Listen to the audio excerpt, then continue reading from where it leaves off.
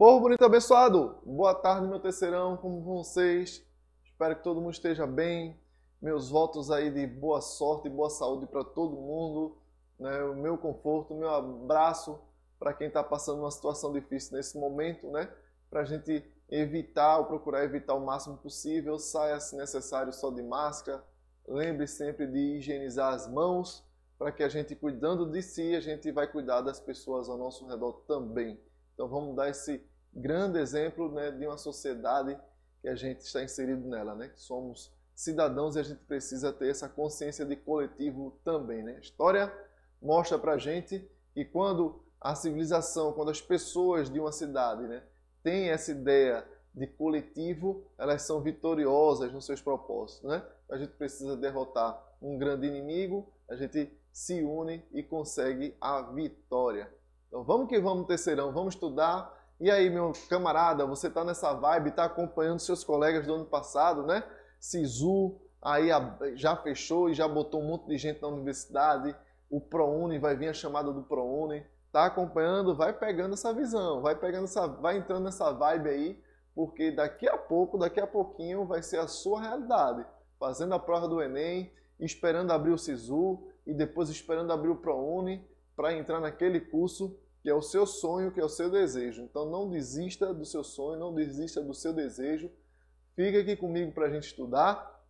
Dá o feed para o teu professor, tá? Manda e-mail, liga, né? Comparece lá na aula remota da tua escola e quando vier a abertura aí para a sua aula presencial, compareça lá também, tá bom? Vamos que vamos, terceirão, vamos estudar. Tem gente aí que já está fazendo prova, né? Prova do bimestre e a gente está com esse assunto aí bem interessante de história. Estamos entrando no século XX, né, no imperialismo. A gente vai dar uma revisitada novamente. A aula passada a gente falou do imperialismo, agora a gente fala de novo. Vai acompanhando também com o teu professor de história, tira lá as dúvidas com ele do que a gente está falando aqui, traz questões novas, se mexe, assiste vídeo aula, não só essas, mas tem outras disponíveis também. Acompanha no teu livro para a gente ir se enriquecendo cada vez mais de conhecimento, né? Então eu sou o professor João Paulo, vou estar aqui com vocês. Boa tarde para você que está acompanhando agora. Bom dia, boa tarde, boa noite para você que vai ver essa aula depois. Então, lembrando que o conceito, né, o termo imperialismo, é utilizado para referir-se às práticas da política em que uma nação buscava promover uma expansão territorial, econômica ou cultural sobre outra nação. Então, o que é um império, galera? É aquele país que domina outros países. E esse domínio pode ser feito pela forma militar, ou seja, desembarque lá de um exército, e aí aquele grupamento armado domina aquele determinado país. Pode ser feito dessa forma. Pode ser feito de uma forma econômica, onde um país depende da economia do outro, depende muito do que aquele outro vai comprar, do que aquele outro vai negociar. Então existe a dependência econômica, faz com que um país se sobressaia sobre o outro. E existe a dependência cultural, né? O domínio cultural, de vários sentidos, né? Daquilo que eu acho ser certo ou errado, veio para mim de acordo com as regras daquele outro país. E a gente vê isso sendo feito, ou foi feito durante quase o século XX inteiro, por meio da indústria do cinema, né? Foi bastante utilizada para difundir a cultura de um país sobre outro, né? E aí eu lembrei que na aula passada eu dei o mesmo exemplo, né? E hoje eu continuo usando calça jeans. Então por que eu tenho esse tipo de roupa? Porque ela se chama assim. Então para a gente ter ideia do que o imperialismo é. Então quando um país domina outro país ou outros países pelos meios militares, ou pelos meios econômicos, ou pelos meios culturais e muitas vezes por essas três vertentes. Bom, usaremos o termo aqui para entender o processo de colonização ou neocolonialismo iniciado em meados do século XIX por nações europeias em desfavor de países africanos, asiáticos e da Oceania. Aí eu lembrei na aula passada e volto a lembrar novamente que esse processo que chamamos hoje de imperialismo nos livros de história, você também pode encontrar como neocolonialismo. Neo quer dizer novo ou novamente. Se é novamente colonialismo, novamente, então quando foi a primeira vez que isso aconteceu? colonialismo e história a gente faz menção àquela chegada dos portugueses aqui no Brasil, né? Lá no século XVI, e aí quando as nações da Europa dominaram a América, dominaram as nações americanas. A gente chama esse período aí de colonização. E agora, no século XIX, quando as nações da Europa, com algumas nações asiáticas, como o Japão, e nações americanas, como os Estados Unidos da América, vão a outros países fazer esse domínio territorial. E isso aí no século XIX. Para este período do século XIX, chamamos de imperialismo ou neocolonialismo. Então, você tem ideia de quão grande ficou esses países, né, com suas colônias, né, suas extensões coloniais. A gente tem aqui a Inglaterra. A Inglaterra que é aquele pontinho laranjinha, aquele conjunto de 3 ilhas ali em cima da Europa, se expandiu tanto que onde você vê laranjinha aí nesse mapa do mundo é domínio inglês, né? Os reinados da Rainha Vitória se dizia que o sol nunca se põe na Inglaterra. Na Inglaterra sempre é dia, porque eles estavam fazendo esse trocadilho, essa brincadeira, né?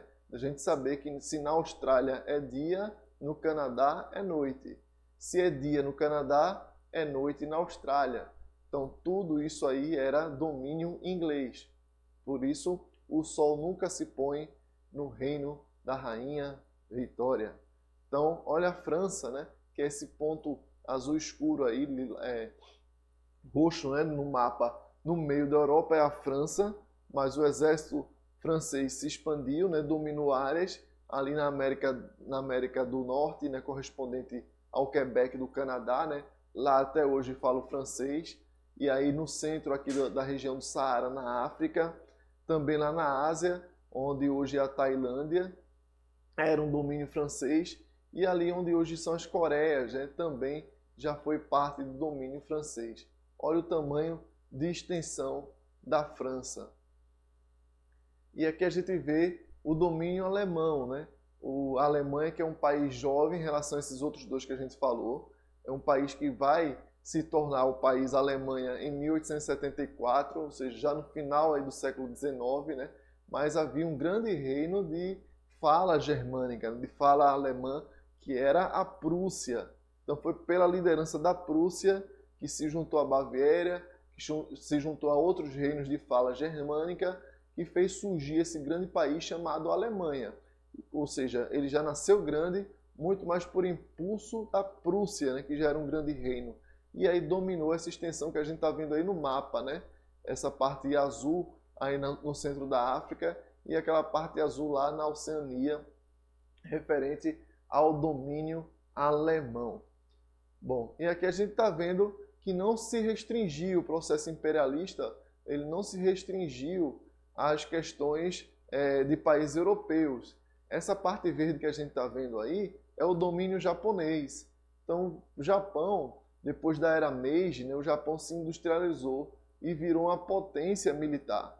Com essa potência militar e industrial, ele começou a invadir ali os países, né, as nações vizinhas.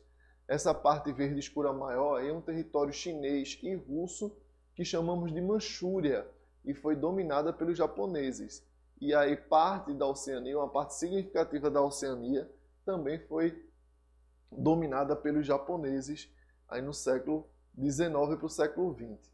Então, se a gente tem aqui o mapa do continente africano, a gente vê essas bandeiras todas de países europeus, né, que dominaram nações africanas. E a consequência disso, né, são consequências devastadoras, porque eles desrespeitaram as questões do território das etnias, juntaram várias etnias que por séculos eram inimigas e ao saírem da África deixaram elas lá disputando as fronteiras dos países criados, né?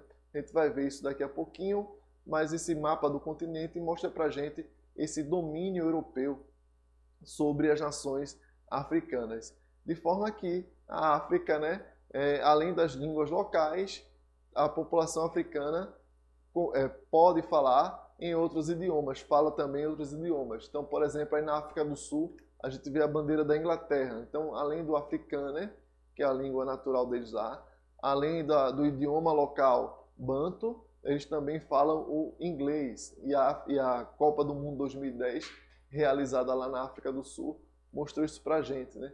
Aí a gente sobe lá para o continente africano, vai lá para cima, vai lá para o norte e chega no Marrocos, né? E a capital Argélia, em Marrocos, fala-se o francês. A gente percebe aí no centro da África a bandeira de Portugal. Ali é Angola, né? É um país que fala o português. Dá para nós brasileiros conversarmos tranquilamente com um angolano. Nós vamos compreender o que ele diz e ele vai nos compreender, porque lá na África, em Angola, se fala o português. Assim como ali nos Camarões, ou bem no centro da África, se fala também o alemão, né? Foi um domínio belga que foi bem cruel ali, né, naquela região, mas o alemão é entendido e falado nesse centro aí da África. Bom, aqui, como eu falei em aula passada, né, e por incrível que pareça, ainda está acontecendo, é um navio que está atravessado no canal de Suez, né? Você que está no terceiro ano, não perde um jornal, né? Que a gente tem que estar bem informado para ter nossa argumentação em dia, para poder fazer aquela nota na dissertação do Enem que vai nos garantir na universidade, né? Então tá aí o canal de Suez e tem esse cargueiro atravessado. Então o canal de Suez é uma das expressões do imperialismo, né? Ali onde está aquela estrelinha vermelha no mapa é o lugar que liga o Mar Vermelho ao Mar Mediterrâneo. Foi um canal construído pelos ingleses para fazer essa ligação, para impedir que os navios, né, tivessem que dar a volta completa no território africano para poder acessar o Mar Mediterrâneo. A gente também não pode esquecer que essa região aí do Oriente Médio é uma região riquíssima em petróleo, né? Então, boa parte do petróleo que é produzido no mundo utiliza o canal de Suez para fazer a travessia do Mar Vermelho para o Mar Mediterrâneo. E ele foi construído pelos ingleses, hoje pertence à Inglaterra, mas está no Egito, que é um país independente. E aí uma foto de satélite, né? Você aproximar os pontinhos brancos, são navios esperando aquele outro lá ser destravado para poder fazer a travessia. Lembrando também, a gente estava falando aqui do canal de Suez, né? Deixa eu voltar para ele lá, ó, esse canal de Suez. Tem um canal também que é fruto do imperialismo americano, né? Os norte-americanos invadiram um país aqui na América Central chamado Panamá e eles construíram também ali um canal, como este aí, que liga o Oceano Atlântico ao Oceano Pacífico. É o Canal do Panamá. Então cobra-se ali a taxa para o navio atravessar, mas essa travessia impede que os navios deem a volta completa na América do Sul para poder chegar no Oceano Pacífico. Então o Canal do Panamá corta um caminho necessário, né? E é responsável por boa parte do fluxo de mercadorias do mundo, né? Boa parte do fluxo de mercadorias do mundo transita em cima de navios. Então, se a gente pode botar aqui causas para o imperialismo, a gente poderia apontar três, né? A Revolução Industrial e, em terceiro lugar, a Revolução Industrial. Então ela é fruto muito dessa Revolução Industrial que está acontecendo no século XIX, onde as coisas passam por uma evolução tecnológica, um salto tecnológico muito grande, segundo os historiadores, comparado a essa revolução tecnológica que está acontecendo agora, né? Eu sou uma pessoa de 42 anos e que na minha infância fazer um telefonema era algo difícil, caro, né? Você ter um telefone em casa era o mesmo que ter um carro na garagem. Então, neste meu tempo de vida, o salto tecnológico foi tão grande que o telefone celular está aqui no bolso, fazendo ligações, entrando na internet, ao ponto da pessoa não ver mais a vida sem o uso do smartphone. Então, na minha geração, o salto tecnológico foi imenso, comparado aí a este do século XIX. Veio o navio, então imagine o que é você atravessar o Atlântico na metade do tempo que se gastava por causa dos motores a vapor. E aí você ir da ponta a outra de um país num trem por causa do motor a vapor. E aí você ter o vislumbre de poder acender uma lâmpada por causa da energia elétrica. Então esse impacto da inovação tecnológica provocada nesse período de tempo foi muito grande nas sociedades, né? Então a Revolução Industrial chegou e todos queriam ter esse desenvolvimento, né? Todos queriam ter uma lâmpada em casa, todos queriam fazer uma viagem de trem.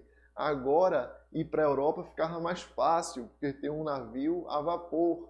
No navio a vela levava-se 60 dias, Rio de Janeiro, Lisboa. No navio a vapor levava 28 dias, um pouco menos aí da metade do tempo. Então isso era formidável para aquela época.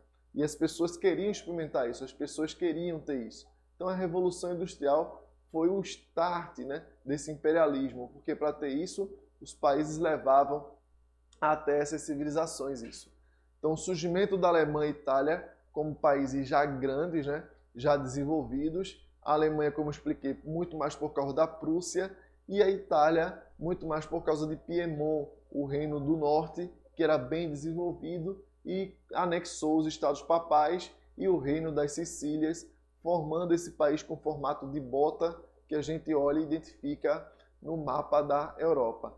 E o darwinismo social, então que não era apenas trazer a tecnologia, tinha que trazer o modo de vida das pessoas da Europa para o resto do mundo. Então, não era apenas você ter uma lâmpada, mas é você usar essa lâmpada à noite para prolongar sua vida noturna, digamos assim. Então, era imbuída de aspectos culturais muito fortes, né?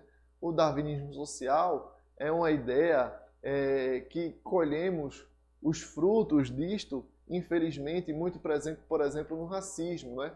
Onde se dizia que havia pessoas inferiores do ponto de vista da raça e essas pessoas precisavam de desenvolvimento.